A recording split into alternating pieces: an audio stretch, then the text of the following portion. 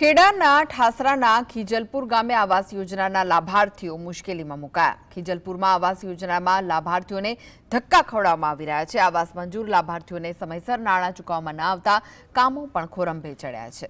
ખીજલપુર વાંટામાં મારે અહીં આગળ 4 મહિના થયા ઠાસરા તાલુકામાં। એમાં ખીજલપુર વાંટામાં કુલ ટોટલ 19 મકાનો મંજૂર થયેલા છે। એમાંથી 16 લાભાર્થીઓને પ્રથમ હપ્તો સરકારશ્રીનો મળી ગયેલ છે, 14 જણાને બીજો હપ્તો મળી ગયો છે અને ત્રીજો હપ્તો 4 જણાને મળી ગયો છે। છેલ્લા હપ્તા માટે બાકીના જે બાકી છે એ લોકો પૂરું કામ કરશે એટલે આગળનું ફોર્મ ભરી અને કાર્યવાહી કરવામાં આવશે। મારા ભત્રીજાનું ઘર આજથી 1.5 વર્ષથી પાછળ ફેરવે છે। પૈસા આવીને લઈ જાય છે પણ એનું કામ થતું નહીં। સરપંચ આવીને લઈ જાય છે, તલાટી આવીને લઈ જાય છે પણ હજુ ઘરનું કંઈ ઉકેલ આવ્યો નથી। અત્યારે ઘરમાં રહેવાય એવી તે પરિસ્થિતિ નથી।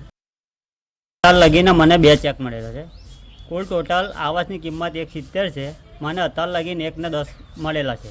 હવે અત્યારે હું વારે કોલ બી કરું સરપંચી સાહેબને, તલાટી સાહેબને રિક્વેસ્ટ બહુ કરી। હવે લોકો ખંડણી માગે છે મારી પાસે। મેં તલાટીને બી આપી છે, તલાટી સાહેબને બી આપી છે, સરપંચ સાહેબને બી આપી છે અને હજુ બી તે ઠાસરા તાલુકા પંચાયતમાં જે એન્જિનિયર ખરા ને કે જે ફોટા પાડવા આવે છે એ બી માગે છે અને એવું ખંડણી નહીં આપીએ લોકોને એટલે મારું કામ અટકાવી દીધેલું છે।